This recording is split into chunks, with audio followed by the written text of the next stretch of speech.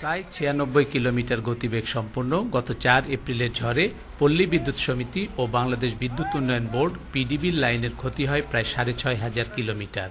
কর্মকর্তারা বলছেন, পিডিবির ক্ষতিগ্রস্ত লাইনের প্রায় পুরোটাই মেরামত সম্ভব হলেও পল্লী বিদ্যুৎ সমিতির লাইনের মেরামত কাজ শেষ হতে আরও সময় লাগবে।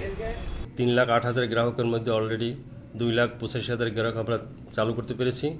আর বাকি যা আছে 100% আমরা আর ৩-৪ দিনের মধ্যে ইনশাআল্লাহ আশা করছি এটা আমরা সব গ্রাহকই বিদ্যুৎ ইনশাআল্লাহ পৌঁছে দিতে পারব।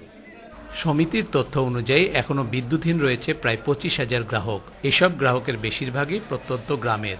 আমাদের গ্রামে বিদ্যুৎ আসছে 15 দিন পরে, কিন্তু আমাদের বাড়িতে এখনো আসেনি, কারণ আমাদের বাড়িতে মিটার ভেঙে গেছে। প্রথম যে ঝড় হয়েছে ওই ঝড়ের পর থেকে লাইন বিচ্ছিন্নভাবে ওই অবস্থায় ছিল। গতকাল সেটা পুনরায় ঠিক হয়েছে, তারপরে আবার আজকে রাতে ঝড়ে আবার এক লাইন ছিঁড়ে মাটিতে পড়ে গেছে। ওই ঘূর্ণিঝড়ে পুরো বগুড়া বিদ্যুৎহীন ছিল প্রায় 2 দিন। শহর ও শহরতলির বিদ্যুৎ সরবরাহ স্বাভাবিক হতে সময় লাগে প্রায় 7 দিন। Hasibur Rahman Bilu, independent news, Bogura.